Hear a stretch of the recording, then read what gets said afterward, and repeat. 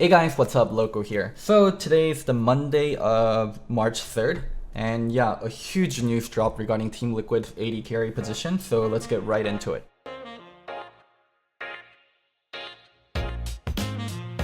Before we get into all the nitty gritty, I want to give context for how we got here, so let's go all the way back to 2018. It was the start of the franchise era, and Team Liquid put together what was going to be the most dominant LCS roster of all time by picking up Impact, Xminity, Pobelter, Doublelift, and Ole. They went on to win 4 championships back to back to back to back and continuously upgraded their roster over the years. At the end of 2018, Jensen replaced Pobelter, and Core JJ ended up replacing Ole. Although we had a pretty successful year at Cloud9, making it to semis, I need to surround myself with more experienced players and to some extent better players as well. Hello, I'm Core JJ. I'm support for Team Liquid now. I am so excited to join Team Liquid. I saw the potential to winning another World Championship in this team. And this year, the end of 2019, Broxah is replacing Xminity. So this is where things start to go south for Team Liquid. Broxah over Xminity should be a pretty good upgrade. Broxah was a key player on Fnatic for years. He made World Finals in 2018. But unfortunately, Broxah ended up running into visa problems. Thank you, Trump.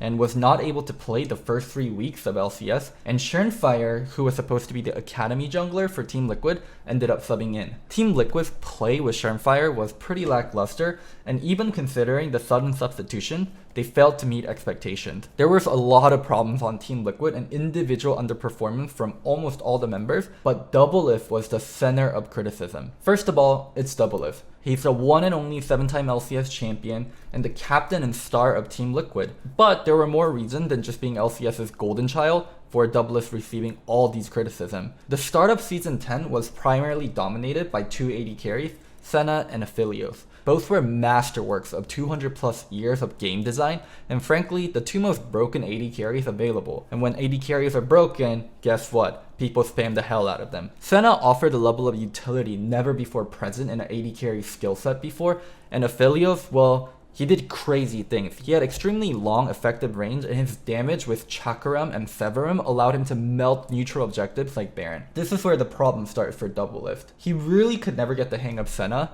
and Team Liquid went on to play it 4 times and lost all 4 games. Doublelift after week 2 had the lowest jungle proximity of any bot lane in the league, so he had been not getting the help as he may be used to. TL often historically has played heavily around bot lane. Senna again, you can see the look on Doublelift's face. TL 0-3 with Senna, and they keep going back to it, and I've got to say I'm so surprised. And Doublelift failed to adapt to the more utility-based playstyle of Senna, and yeah, TL just was dog shit with the champion. And they never really even got good at the champion until it got nerfed on 10.3. And unfortunately for them, Senna didn't exit the meta. She's now coming back as Fasting Senna, a more utility-focused version of the champion. But that's not all, folks. The biggest problem came when Doublelift vocalized how little he cared about Spring Split. Everyone's not playing their best, and then for me personally, I feel like I should have put myself at a higher standard or something, but pretty much just didn't care. And then now that we're behind, I think I care a lot more. I think I realized when we started losing a lot that I care about my reputation. It's a pretty insane statement to put out there as a professional player, to say you legitimately don't care about your current performance and what's going on. You're part of a team, you're actually a leader of the team. Double is definitely the centerpiece for Team Liquid. And Dodo, the assistant coach of Team Liquid, and Steve, the owner of Team Liquid, had to come out and talk about how Double doesn't speak for everyone on TL, and that's just his opinion. Thank you very much, Freak. I got just a little bit of info coming out from TL's Dodo. Saw the Senna pick being picked up by Doublelift last week. He said that he doesn't believe Senna's a very good champion, or that he just doesn't want to play her. Well, I just got finished speaking with Dodo, and he says that Doublelift is fine with the champion. He likes playing Senna, and he enjoys, and he's not too bad at her in the lane. So, that's my tidbit of information for you guys. Do with it what you will. Basically, they had to say, hey, Doublelift, shut the fuck up. You don't speak for the entire team, and the other players and the staff on the team disagree with the message that you're trying to send to the public. Dom, a friend of mine, but also funnily enough, a streamer for Team Liquid, came out and said his piece regarding the whole Doublelift not caring about Spring Split. Imagine they go 2-0 without Doublelift. I mean, I think it's definitely possible. I mean, look, I feel like it's healthy having a player that cares in. Even if you say, like, in a vacuum, Tactical is not as skilled as Doublelift, the fact that Doublelift, like, literally went on camera and admitted that he just didn't care about the season at the beginning, like, it's so much better to have a player like Tactical who's just going to be giving his all, compared to, like, somebody like Doublelift who's like, oh, Spring Split doesn't really matter, I don't really care, like, I'm just focusing on other stuff, like, winning the split doesn't matter to me that much anymore, because I've won so many times. Like, when your player says that, I feel like that's just like, okay, let somebody else play that actually wants to play. Then it finally happened. Doublelift was sick for week 6, and this wasn't like the bullshit kind of sickness, he was actually sick, and Tactical was gonna sub in for the week. So for those of you guys that don't know who Tactical is, he's the current Academy AD carry for Team Liquid. He used to be the Academy AD carry for TSM. Now, the week actually ended up going really well for Team Liquid, and they 2-0'd, including a victory over TSM, a top 3 team at the time. And it wasn't just about the 2 Ws though. The whole team looked different. They played around the solo lanes a lot more in the TSM game, and also Broxa finally looked like he was fitting in with the team. He even won the Player of the Week. The entirety of the Team Liquid fanbase was waiting for this Broxa to arrive, and it probably was a little bittersweet for them that it finally came at a time where they benched their star player. Also, to add on to that, Tactical looked LCS ready. He was aggressive when he needed to be, and he didn't play like a nervous rookie. In the Callista game he played versus 100 Thieves, he showed he was capable of filling in Doublelift's shoes, and Team Liquid had another way to proceed in the Spring Split without Doublelift. Move there in position, and someday gonna have to Umbral dash over the wall to get himself to safety here. Oh, they both dash over the wall. Beautifully done by Tactical and Core JJ in the combo. This just looks great from TL.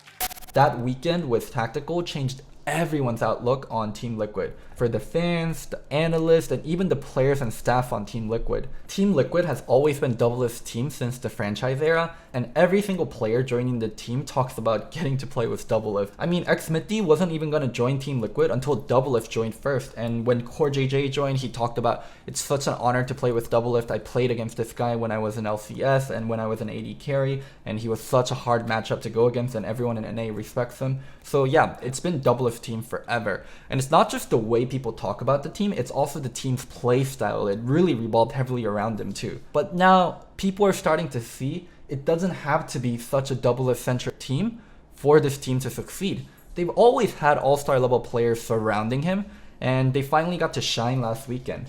Now, the Monday after confirmed all my theory. It started with the announcement of Rikara for Team Liquid's Academy team. Why would Team Liquid need to pick up an Academy AD carry when they have Tactical? Wait a minute. Then Steve, the CEO, explained it to everyone. Rikara is being brought in to play Academy so both Doublelift and Tactical can both focus on LCS.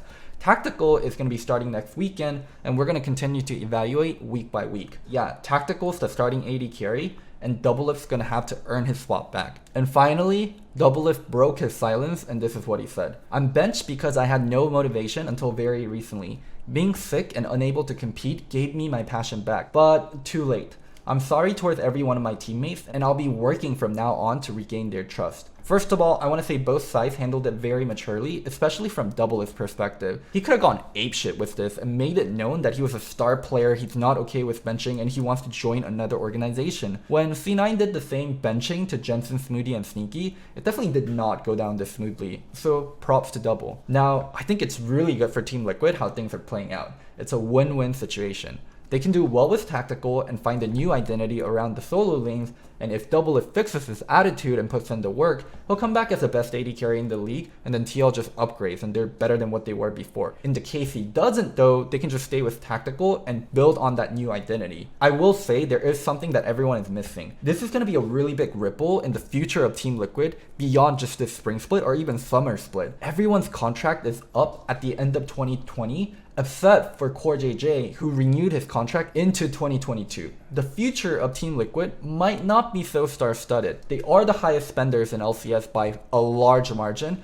and even with all these championships, it might not be sustainable to keep paying that kind of amount of dollars. With Schernfire coming onto his own in Academy, and Tactical showing to be a viable LCS AD carry, we might see a more wallet-friendly version of Team Liquid next year, with Core JJ leading the charge with young players around him. And to look a little bit into history of benching of star players in the past, Jensen getting benched made him think twice about the relationship between him and rest of C9 and the staff, and it might do the same for Team Liquid and Doublelift, especially when we consider his contract is going to be ending at the end of this year. So I hope you guys enjoyed this news piece. Hopefully it comes out soon as possible. Let me know what you thought down in the comments. I try to be fair as possible because I'm sure everyone knows about the personal beef between me and Doublelift. Honestly, it's from forever ago, but I try to stay very conscious of it whenever I do have negative but accurate things to say about Team Liquid and Doublelift. So yeah, don't forget to like and subscribe. Please do subscribe. I want to get my subscription rate up to 50%. It's somewhere around 35% right now, so press that button. And one last thing, I'm not crazy, I'm just Loco. Bye!